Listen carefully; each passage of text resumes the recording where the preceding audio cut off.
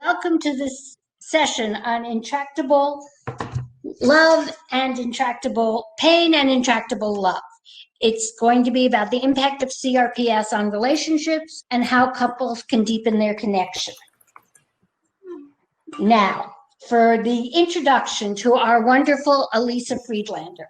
She's a licensed marriage and family therapist with extensive experience helping to improve the lives of individuals and loved ones impacted by chronic pain, illness, disability, and hearing loss. Elisa volunteers as a chronic pain support group leader in collaboration with the U.S. Pain Foundation and RSDSA, and as a community educator.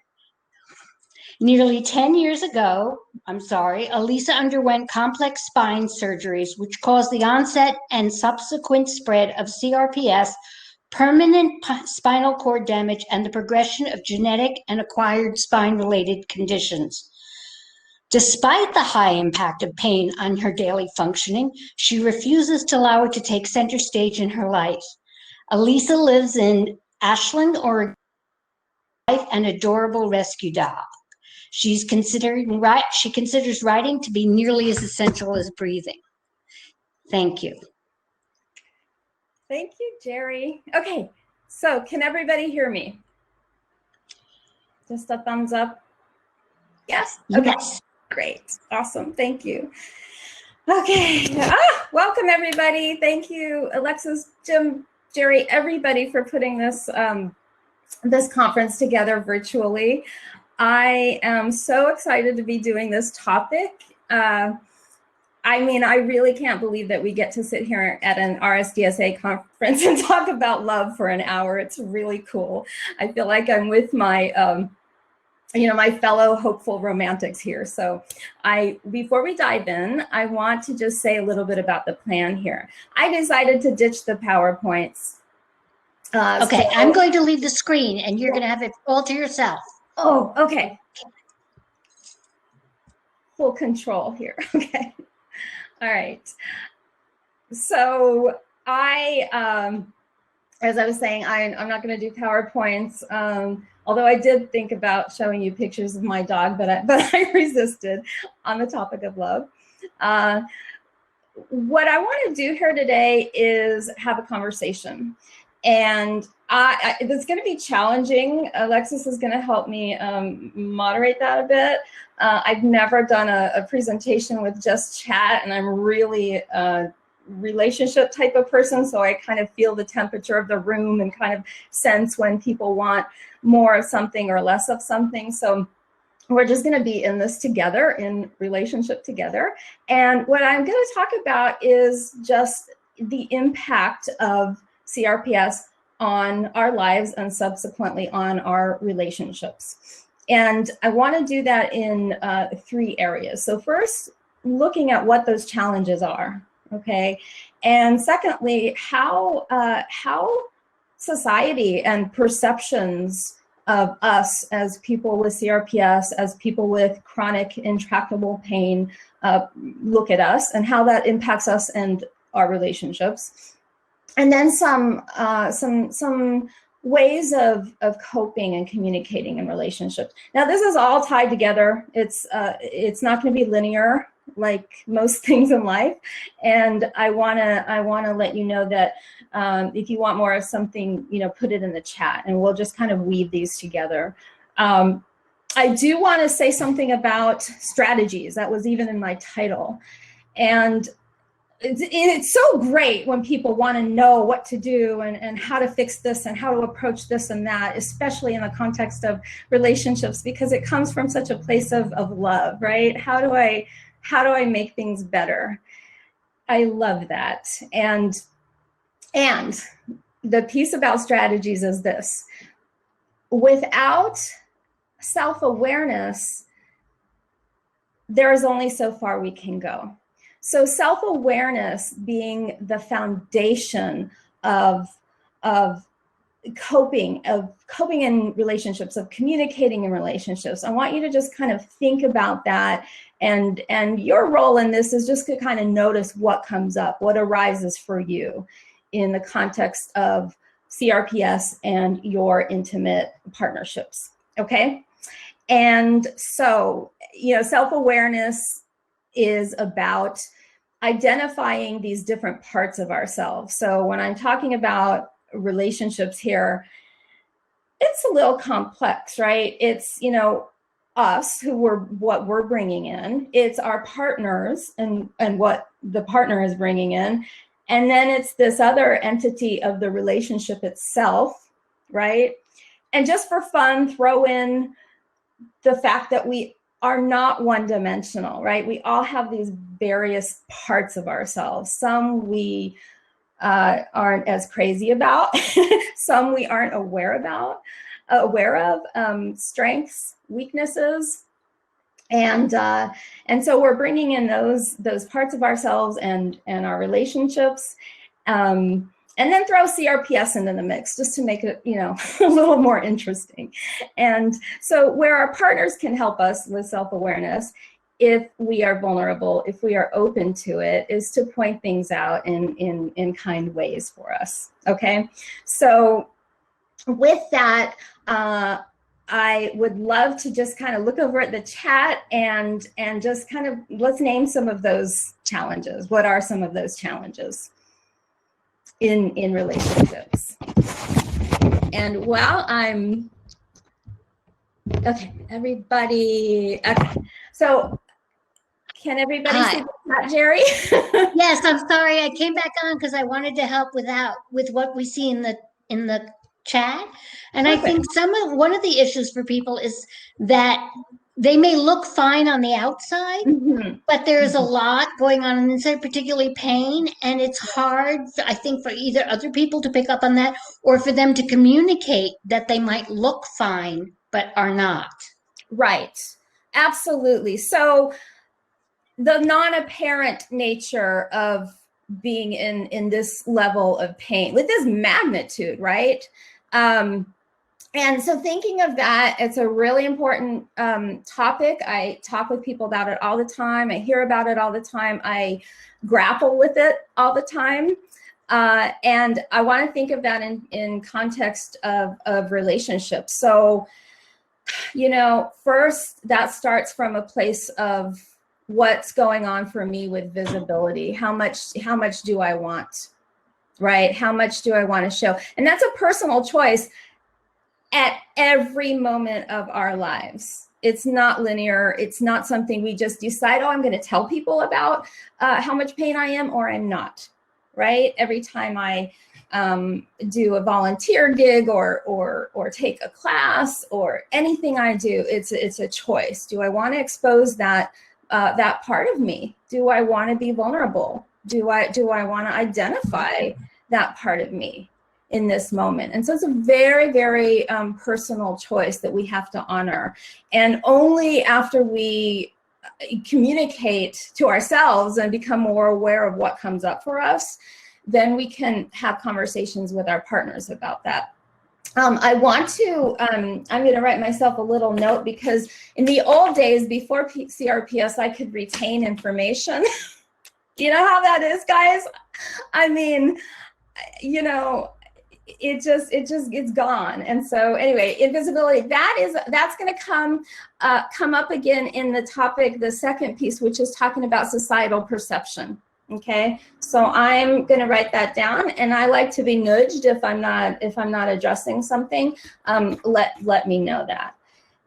And before I go on, Jerry, is there something else that's standing out in the chat? Yes, there's a lot of questions about how to be in the mood for intimacy and and mourning physical intimacy and just topics related to intimacy.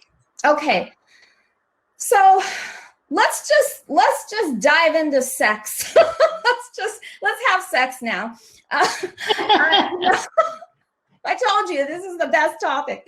Now it's, think about CRPS and what that must be like for our partners when a touch is painful and how that transforms our dynamic. Right? Really, really difficult. And then there's other factors like fatigue and medication side effects, and the list goes on, right? I when people bring up that topic with me, I think of myself at night, especially in the winter. And it's just kind of my wife and I put a funny twist on it because, I have the cold CRPS, and I actually should be wearing gloves right now, but I thought, I'm not going to for an hour. But, nighttime, I'm wearing flannel pajamas, and then I'm wearing some kind of flannel over it, and I'm wearing gloves, and I'm tucking the sleeves into the gloves because God forbid there be a gap, right? And I get a drift of air, and then I have the heavy socks, and then I have the mouth guard, and, half the time my hair is up on the top of my head like this because I need to put on all that topical marijuana, or whatever. And so, that creates a certain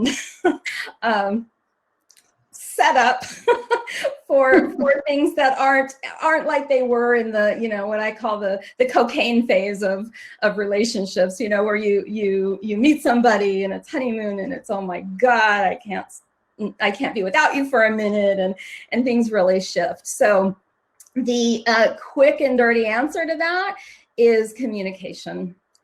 And this topic connects to every one of the principles I wanted to bring in, and relates really to a sense of grief. Okay, so grieving the parts of ourselves that were more accessible, that were more available, the parts of our partners, so coming to our relationships and intimacy with these feelings of, when it was like this. So we see things often in our relationships through the lens of loss, right? That's a response. Someone's writing, feel free to put on the gloves. A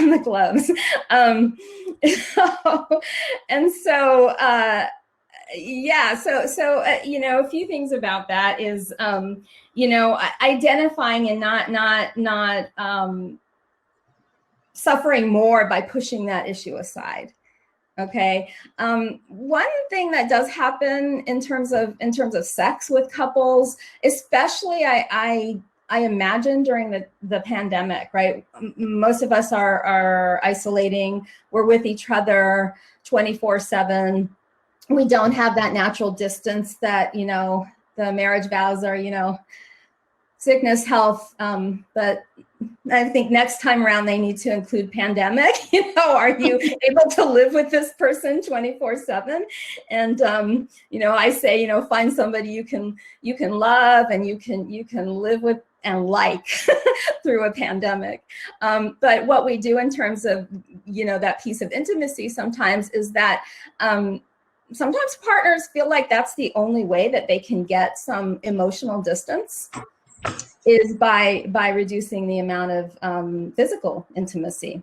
And that's especially true with women, because women in general, have that emotional experience, and men absolutely do as well. But in terms of that dynamic, that does happen. So just to be in check with that, and what is that about? Is it all about CRPS? Is it all about the physical intimacy? Because sex has an emotional component. I'm hearing no sound. I'm seeing no sound. Oh, yeah. It might be helpful to reboot for those with no sound, but I would also keep going. Okay. I should show you my cup. It says, she believed she could, but she was tired. So anyway, so that's touching on sex. And, I also believe that sex can be a really empowering way if we communicate in the way we need to with our partners, a really empowering way to gain some of that control over our bodies, because we lose control. We lose control of our nervous system. There's so much that we've lost, right? And so little bits and little pieces there. And there are people who, you know, if it's a persistent problem, there are therapists who specialize in sex. And I would look into that if that's a persistent problem in the relationship. But the foundation is communication. But what does that communication look like? I mean, are you facing each other, sitting in chairs? Are you just at the dining room table? I mean, how do you what might be the first sentence to start? I mean, I think anything along those lines might be helpful. What do you think, group?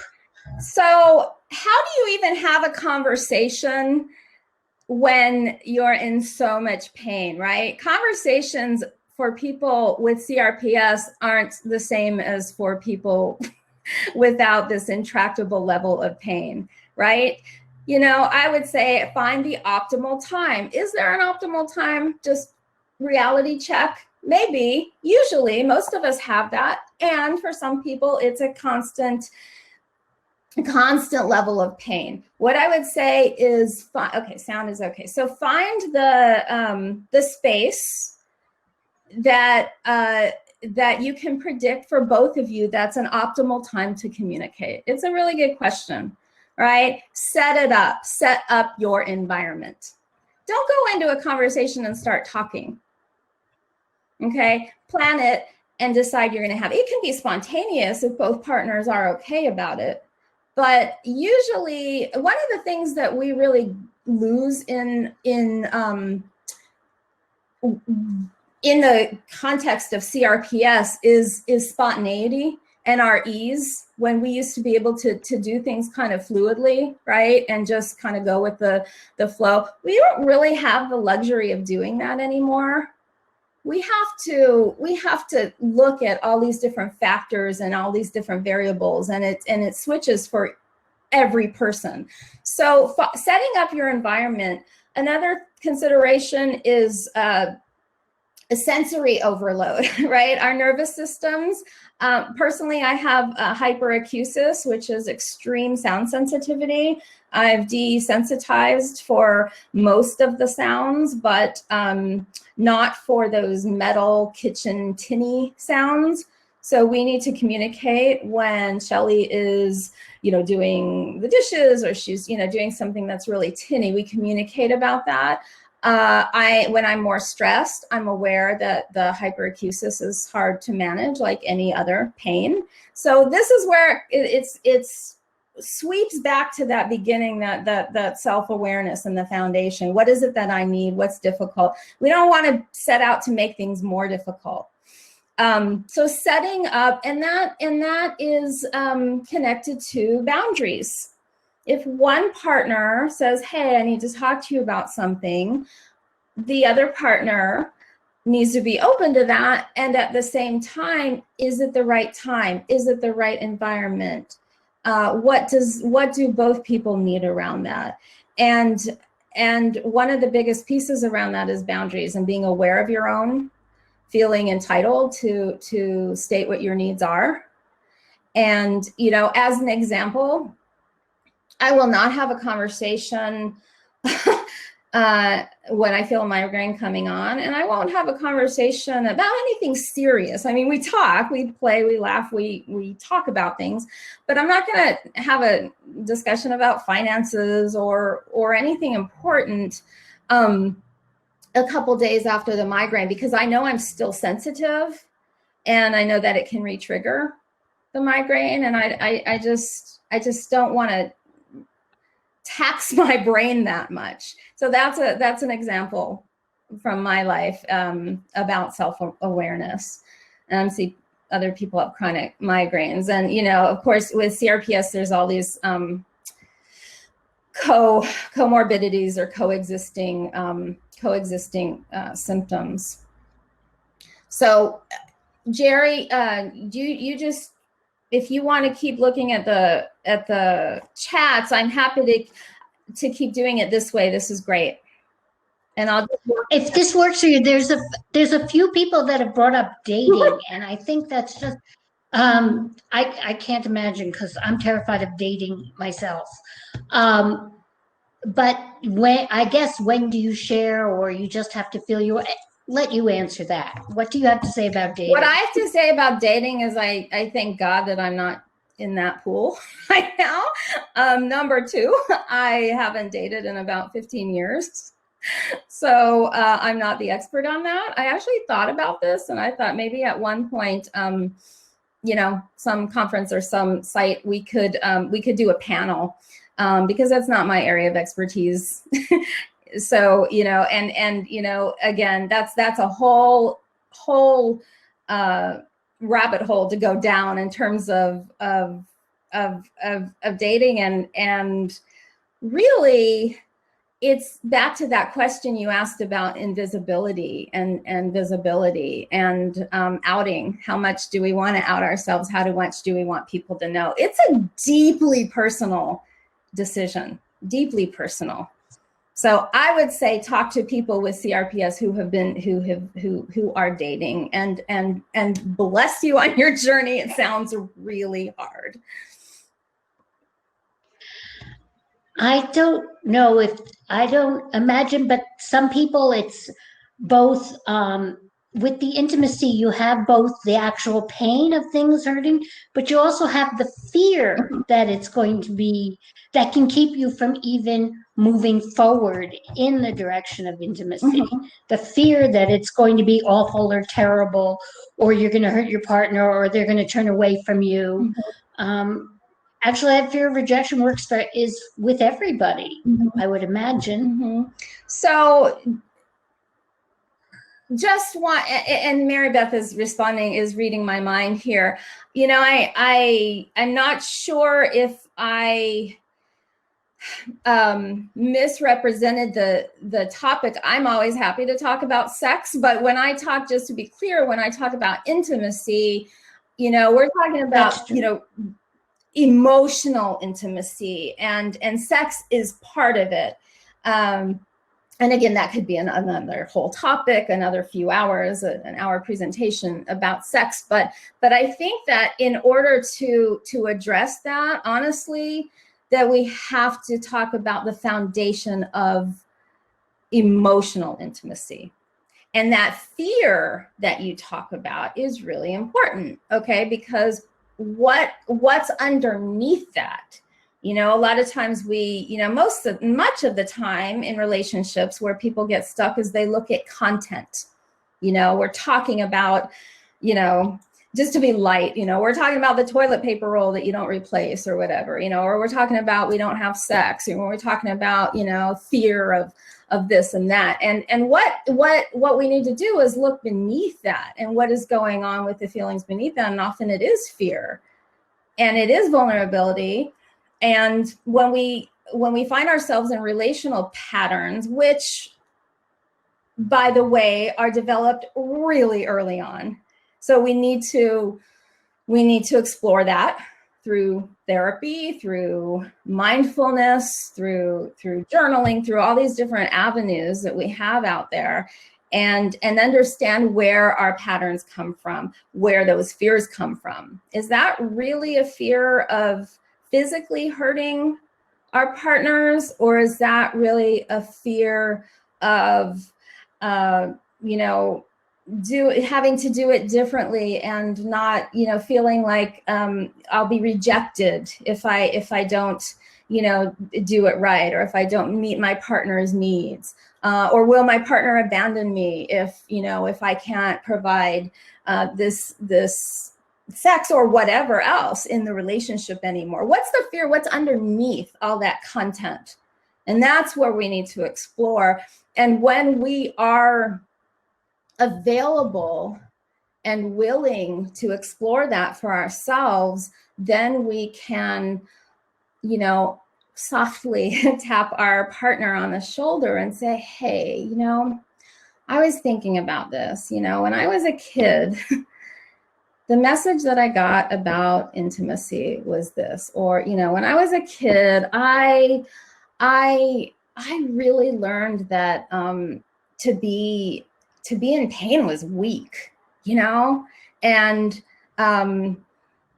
And you know, there's a part of me that I don't really like, that when I look at you and I wonder if you're weak. We have to be able to have those conversations because they're real. And that's when I talk about we have these different parts of ourselves and we get stuck in this one-dimensional thinking, and it doesn't help us, and it doesn't serve our relationships. So, I mean, I'll give you a really clear example of that. In this moment, just right here in this moment, you know, I'm thinking, you know, there's this big part of me that says, you know, you know what, you've been doing this for decades, you know what you're talking about, it's fine, don't worry about it, just go with it. And then there's this other part of me, it's a smaller part, but it exists, you know, that says, you know, don't look at your notes, you're not gonna look professional, and don't stop and think about things too long, you know, don't look like you have CRPS, don't look like you're in pain, you know, all of these things. So both of those to different degrees exist. And you know, you all have, if you're alive, you've heard about mindfulness, you know, if you're alive and awake in the world, and it is the foundation for finding that self-awareness, right? So if we can be in the moment and sit with these parts of ourselves that really aren't so desirable, aren't so sexy, aren't so comfortable, aren't as well known, and if we can sit with those and be in some acceptance of that, even appreciate those parts of ourselves because they developed as a means of a long time ago, long time ago, as a means of getting our needs met, right? And they developed as a way of us protecting ourselves. And why wouldn't we have those parts of ourselves? Right? And so really like taking them out and looking at them and going, from a place of curiosity. Interesting. And getting out of that black and white, that dichotomy, that, you know, that thinking that's just one way or another. I have this part and I have this, and maybe I have this and this too. And then being able to, in the context of couples, being able to bring that forth to our relationships. So, you know, you think about if somebody could give an example of, you know, somewhere where they're stuck, if you've seen anything here, Jerry, or somewhere where they get stuck in the relationship, a conversation you keep having. I just, where a lot of people are, they're talking about how to express their pain levels to their partner. Mm-hmm. And I don't know, I mean, do you bring it up with them? Do you wait for them to ask? As you say, it's mindfulness and knowing where you are, but more, if you can expand on that, would be helpful. Yeah, absolutely. So again, very personal decision. There's no, you know, formula around that. And one thing I'll start with is that without having an awareness of what it is that you need, you can't possibly communicate that, you know, to your partner. The other piece is that we are just like our pain levels, most of us, and our functioning levels, our needs are fluctuating, right? So it's not, we need to be careful not to dig our heels into any certain construct, you know, that this is how it is, and this is how our relationship is going to go, and this is what I think and feel about, you know, talking about pain. But more, you know, I'm noticing right now, lately, I'm feeling like I would love for you to check in with me maybe once a day. You know, just sit down when it's quiet and just kind of talk, so we can talk, and you'll, you know, and I want to hear about you, you know, and very important to have some mutuality. So CRPS isn't the biggest energy in the room, but your relationship is. And you know, that's one way to approach it. I do something like every we observe Shabbat, and every Shabbat I a lot of them I say, you know, I'm doing a moratorium. I don't want to talk about pain. Please don't ask me. I love you. I don't want to talk about it. And so then I need to be able to tolerate my wife's discomfort or dis-ease with not knowing, right? And not being able to get answers. And at the same time, I'm setting a boundary because I just don't want it to infiltrate my life, our life all the time, right? So that's personal. That's something that I do.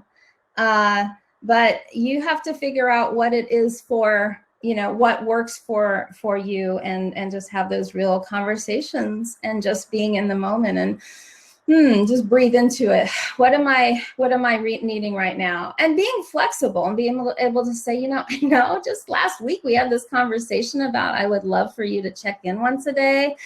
I'm feeling like, could we have those check-ins maybe twice a day? That would feel really good, because I have so much pain during the day. I'd love to just hear about it or tell you about it. And for the partner, you know, what does the partner need? And to come together, because it's not about the person with CRPS. We're in a family system, right? So Yeah, but I think that some people feel guilty or feel like they're the ones with their families and with partners, but also with families, that they feel like, oh, they're taking all the need, they're the burden, they're the you know, they feel guilty or whatever, that it's you know, that they're taking up all of it from the other people, and they're always taking, and that can feel like, you can feel bad about that. Yes, you can. You can. And so guilt is a really common expression in any kind of chronic pain and relationships. There's the guilt over here on the part of the person with CRPS, and then there's the helplessness, right, over here on the part of the partner. The sun is changing outside my Southern Oregon window here, so if the light isn't working, let me know. I'm trying to figure. Well, listen, it's fine, because I've got a beam in my head, so you go right ahead. Okay. Yeah. So help me get it back on track. Where were we? We were talking about guilt.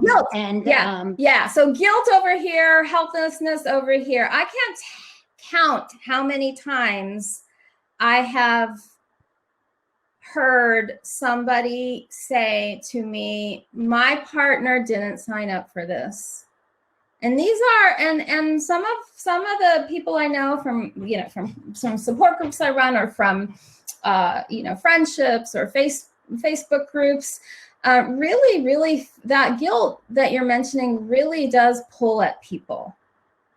And so what do you need? Do you need to get rid of that and push it away? Or do you need to, because that never works, right?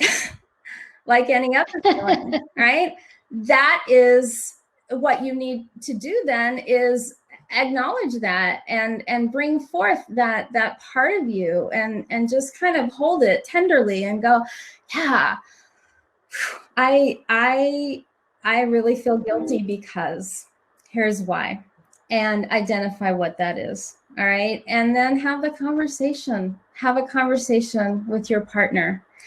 The idea of having these conversations is not to make the feelings go away, right? It's counterintuitive to sit with and embrace discomfort, but that's where the healing begins. That's where the healing begins, is if I can look at this part of me in the context of just myself and in the context of my relationship, and be aware, yeah, that's there. And there's this other part that's here too, and be in acceptance of both. From there, your energy is not consumed with trying to eradicate something that is connected to the magnitude of CRPS and the disabling condition of CRPS. Yes, I think also what are the partners of people with CRPS have, or I would imagine, because I'm a mom, that there's as you say, the help. I've seen a couple of comments, people say that their partner or members of the family feel helpless because they want to do something, they want to alleviate the pain, they want to make it all go away. As a mom, I've experienced that, and they can't. Right. And so they end up feeling terrible, and you feel terrible because you make them feel terrible. Right. And it's the most human thing in the world to look. First of all, I always say I would rather be the person with CRPS than witnessing the one I love, because I can't really stand it when my partner has a paper cut. So I don't know. I think that would be really hard. Really hard. I have a lot of admiration for people who are in this. But I, again, it's not something to necessarily solve. How can the most natural thing in the world of somebody we love wanting them to feel better, right? We want them to feel better, so we feel helpless. And I've been on the other end of this too, in a relationship. And so, as you mentioned with parenting, when we can't take away the pain and the hurt and the stuff that's inevitable in life, the best that we can do is to be present and available to help the person learn how to coexist with the circumstances. Right? So think about resilience. By the way, we're all resilient, or, we wouldn't be right here, right? You're here, right? Resilience, this ties into the societal piece too. We on TV shows, you've all seen like somebody's in pain or they get in an accident or something, and the rehab person is like, you can do it. Come on, if you want it bad enough, you can get better, right? And that's, well, great if that works. And, the task is to look at resilience and what that is. And so I think in society, resilience a lot of times is looked at as, hey, you got through something really awful. Wow, you beat CRPS. You kicked it. Awesome. You bounced back. You're resilient. No. Resilience is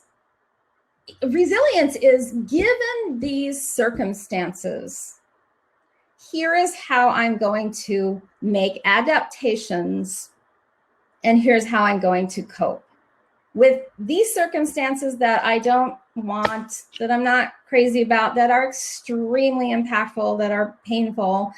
Resilience is the ampersand right here. I wrote an article about this is what resilience is. This is the pink, silver, glittery, ampersand, the yes, and yes, given this, yes, this is true. This is my reality. And here's what I'm going to do moving forward. And I hate that, as the partner, I go out, to our friends for dinner and leave, my wife at home when she's in so much pain. I just hate that feeling. I feel so guilty and I feel so helpless. And I need to get out and have some socializing myself, and I'm going to come home and tell her about dinner, and this, it's not either or. It's coexisting, learning how to be in acceptance and coexist with the circumstances in our lives versus, you know, just think positive and it's okay and move on and, you know, that's why people get That's why people get so defensive and angry and upset when we're told to just have a positive attitude. And we want to say, you live in this body for 5 minutes and tell me about your attitude, right? So it's not suppressing that grief.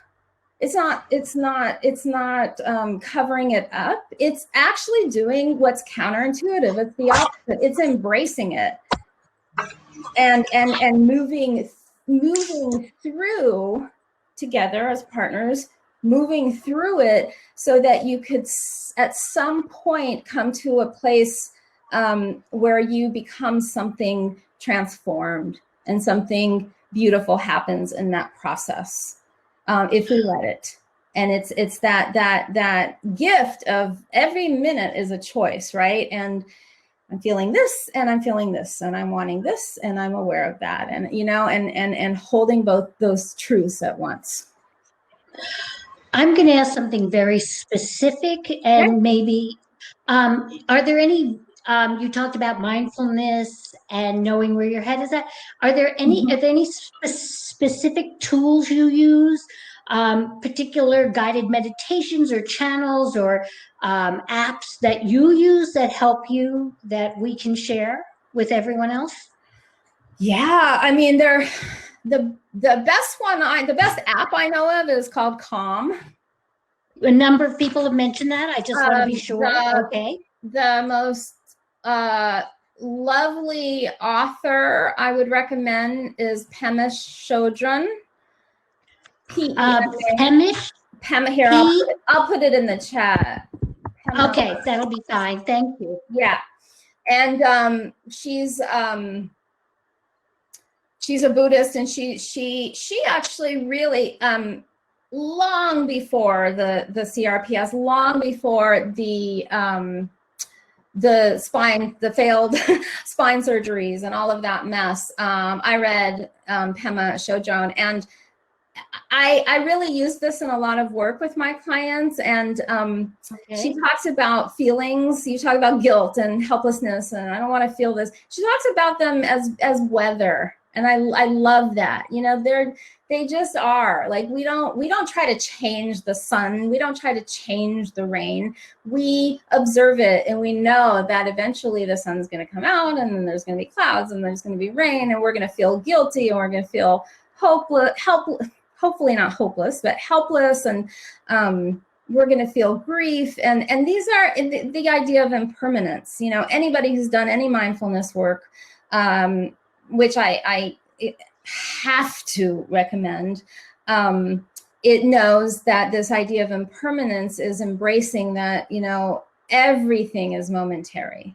And people fight back a lot when I say that in the context of such extreme pain. And I have to say that in first of all, I am in extreme pain, and I will be in a really funky position tonight, trying to sleep. But and that's okay. That's part of it, and this is important. So I see Mary Beth. Yes, we are the sky, and the rest is weather. That's Pema Chodron. So yes. Thank you, Mary Beth. Yeah, absolutely. Okay, we do have at least 10 minutes. If does anybody want to write a question into chat, and we'll look at those. There's another app people are talking about called Recognize. But people, now is your time for Q&A.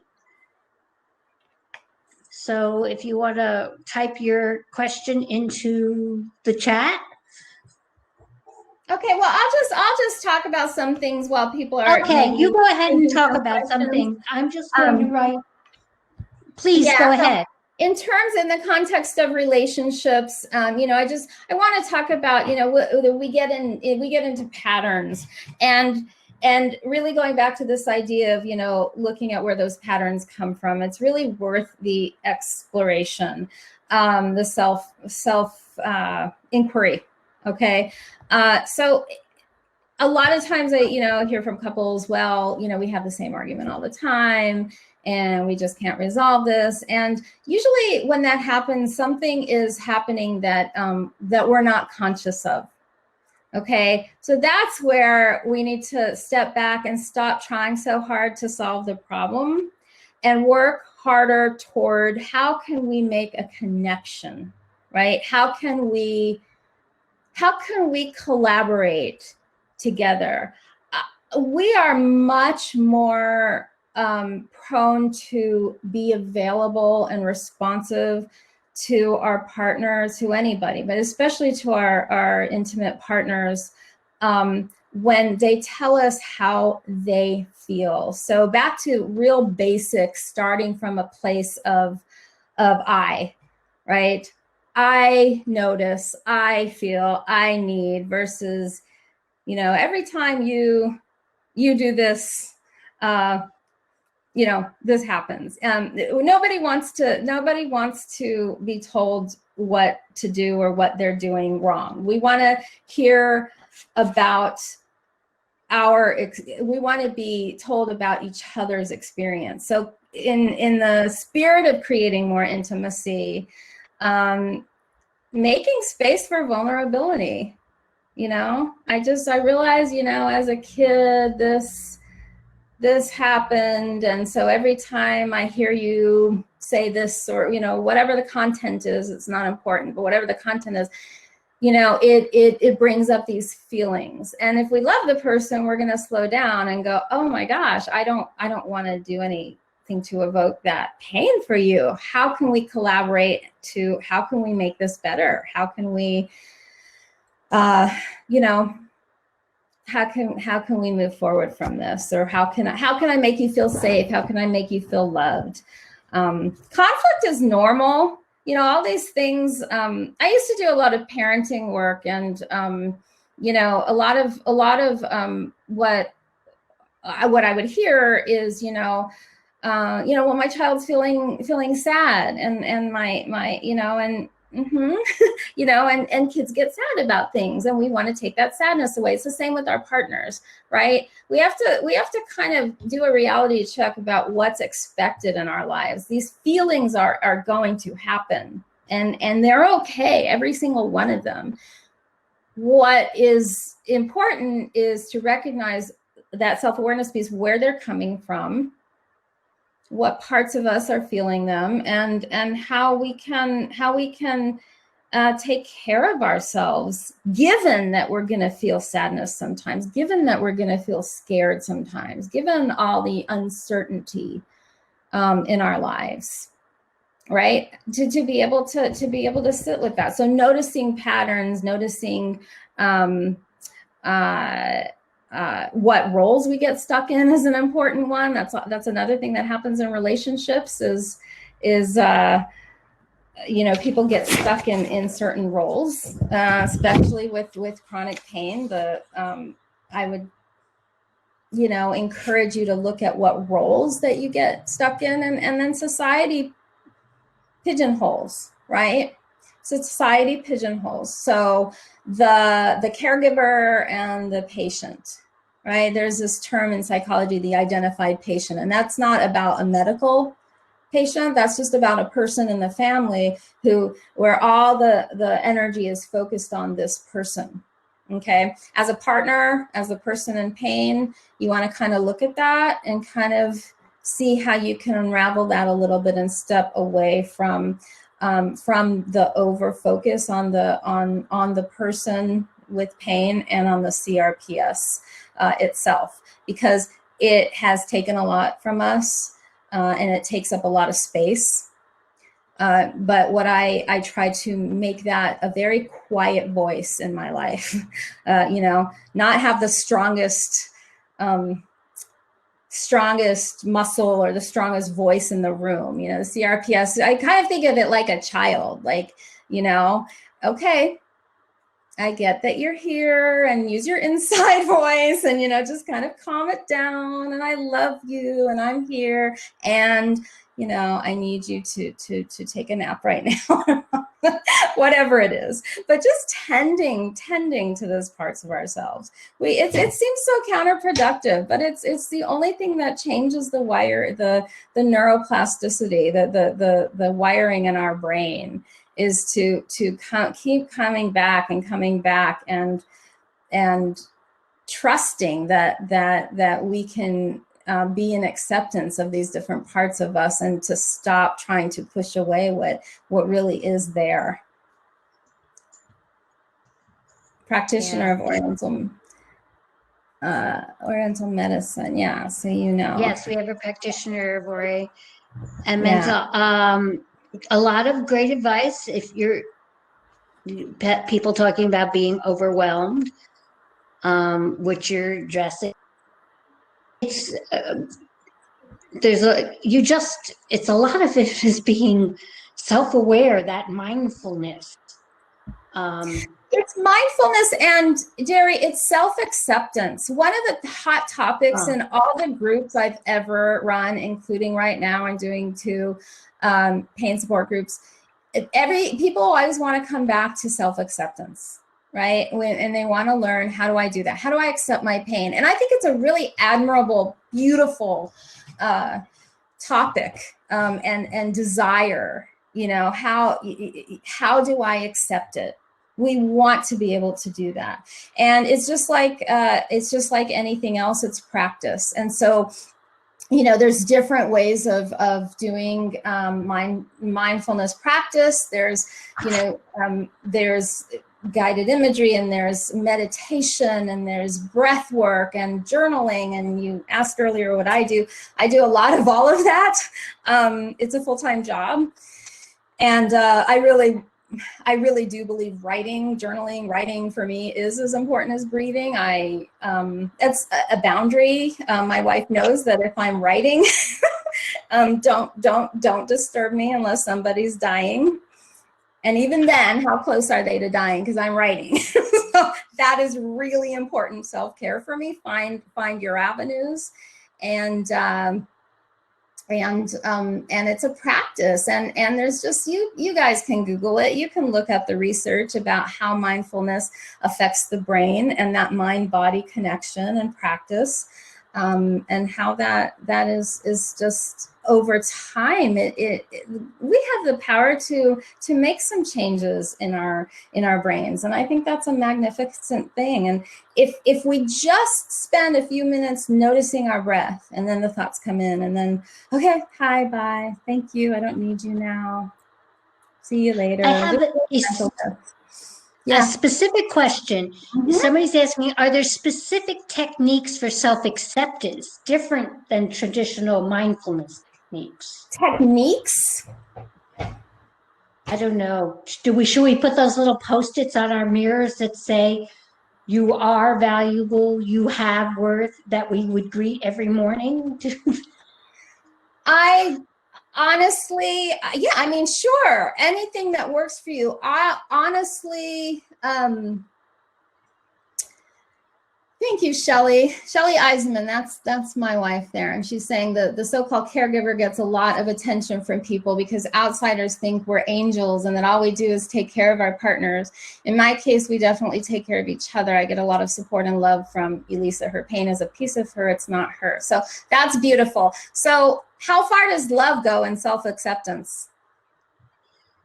How powerful is an intimate relationship where we can accept the broken, the damaged, the not so pretty parts of one another, and that's incredible. So I would say turn to your relationship and ask for what you need, and there's a lot of power in that, and be open to be vulnerable and being seen.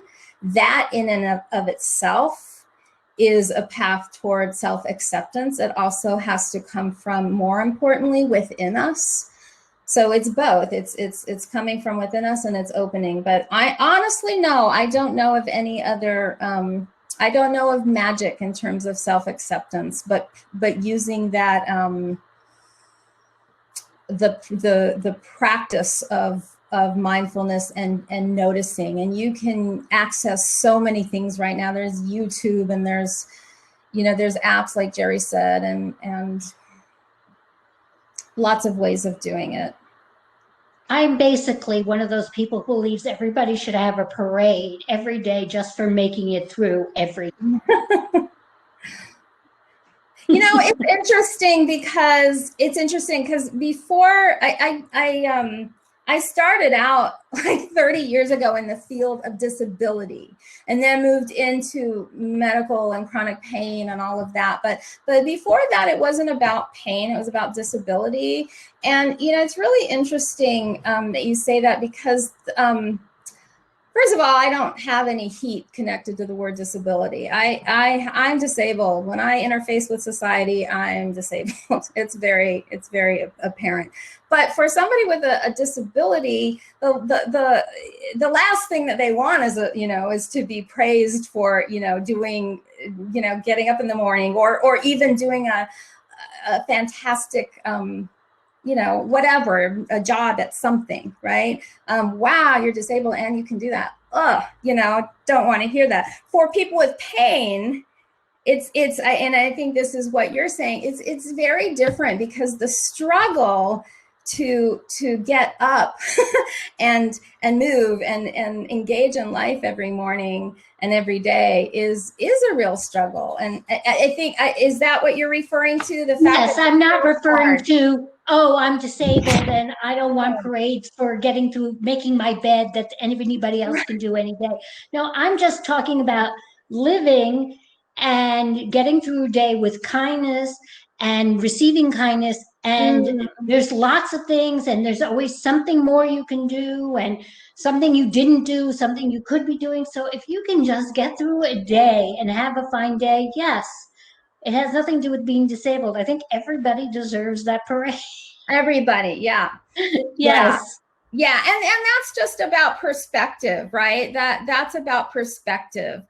And that's where, wrapping around to the earlier part, about grief, is that, if we constantly compare ourselves to who we used to be and how we used to be and what we used to be able to do, and then we get stuck in that, right? We get stuck, and it becomes depression. It becomes bigger than grief. It becomes bigger than us. But if we can say, given what I'm dealing with, that's good for you. And turn to our partners and ask for that. Ask for what you need. Ask for it. Yeah. I used to tell that to my daughter. If I can only teach you one thing in this life, it's asking for help, because I think that's a hard thing to do. It really is. And I hear that from people all the time. I wrote an article for our local paper last year about that very topic. And I can't drive anymore. There goes the sun. I wish you guys could see, there's little baby deer, little spotted deer out my window. Let's see. Okay. Sorry, guys. I just lost my thought. You wrote an article. Thank you. God, isn't it awesome to be in the presence of people who, one, will be attuned to you, and two, will understand how the thoughts just trickle away. Thank you. Yeah, so that was about what you're referring to, which is the loss of independence and having to ask for help. After my spine surgeries failed, I haven't been able to drive in about 10 years. So I went from a full-time private practice with a 2-week waiting list, and independent, and doing all of these different things, and then flash to my wife's cutting my food, and for me, and I can't go to the store to get milk, So we all can relate to these experiences. And what I came to understand about myself, and again, this is your process is very personal, but what I came to understand is that, asking for help, first of all, it gives other people an opportunity. Most people want to stand up, right? Most people want to help given the chance. I feel like it's a gift. I really do. Doesn't mean it makes it easy for us. But in terms of independence and my perspective on that and how that changed was I started to look around and say, carrying my own bag of groceries is not about independence. It's about mobility, right? That's really different than that huge, big concept of you can't anymore. You're not independent. You need somebody. No, I have a mobility issue. I can't carry a bag of, I can barely carry a peanut without pain. It's mobility.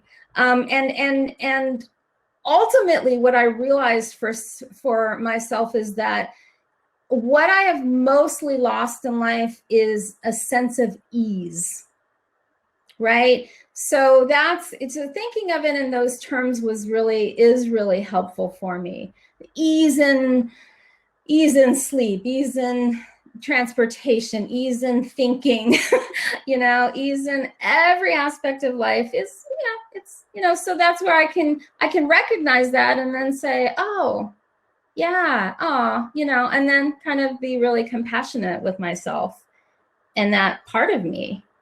And also the part of me that does grieve, getting in my car and thinking about my clients on the way home and, how that went. And I can hold both of those realities. And that to me is self-acceptance. The ampersand is self-acceptance to me. It's a spiritual symbol to me. it's amazing. So that's what gets me. We are going to have to wrap up the session. But I have like 8 more hours. It is supposed to be officially over, and it's time for networking in the expo. Although we did have a question that I thought was good, and I didn't want to go without asking you it, which is that how do you ask for help and if you don't get it, how do you continue asking without being it like a burden? But maybe it's about getting specific at that time, exactly what help you need at that moment. Are you asking your partner for help? They don't say. When you ask for help but don't get it, how do you continue asking without being a burden? That's the question. So I would say, who are you asking? I think, Jerry, your point is perfect. Are you specific? How are you asking? How are you approaching it? And I would say, so you feel like a burden, you feel like a burden. And look at that part of you and accept that part of you and embrace that part of you. And the more you try to push it away, the more it's going to pop up in every aspect of your life. So yeah, it doesn't feel good to feel like a burden. It's a terrible feeling. And it's there, and it's what you're feeling. And maybe reality check with another person. I would also say there's lots of support groups out there. There's a lot of people who can offer, there's a lot of volunteering going on right now. I know we have a program called Adopt a Neighbor, and somebody I've never met goes to Trader Joe's for us every week and gets us groceries. We don't pay for it. It's a volunteer. So I would say recognize people's limitations. If a person's not available, they're not available. Expand your support network and do some research and spend some time in mindfulness, be loving that part of you that feels like a burden, as counterintuitive as that sounds. Thank you. Well, now you're getting, if you can look at your chat, everybody has enjoyed this very much, and thanks you and your ampersand philosophy. And I'd like to say thank you for joining us tonight. If you want later we can access the chat. So if you wanted to look it over at, at a more leisurely time, I can do that. People, there is an evaluation for this session, and it's in the chat, and if you can give us feedback, that would be great. Lisa, thank you so much for sharing your wisdom and your time with us. You're so welcome. I just put my link to my blog in there, the articles in there. Oh, good. I was going to say that is a question I'm supposed to ask. Can Yeah. people can they email you or yeah, I have a message you? contact form on there. I'll probably sleep for the next few days. But well, no, we understand. We don't want to be a burden to you. No. I accept that part of myself that needs to sleep for the next few. Sure, but if you're up for it and don't mind being contacted, if not, that's okay too. No, and you guys can help me out on social media. I'm just terrible at social media, so if you can, connect on Twitter, Instagram, or whatever, it'll motivate me to get more active on social media. Yeah. Thank you. Thank you, guys. This was really fun. Thank you so much, Jerry. You're welcome. Everybody. Really yes, fun. Thank you everyone for being in the session. You have a good evening. And we'll see you tomorrow. Those in the chat. Good night. Good night. Thank you.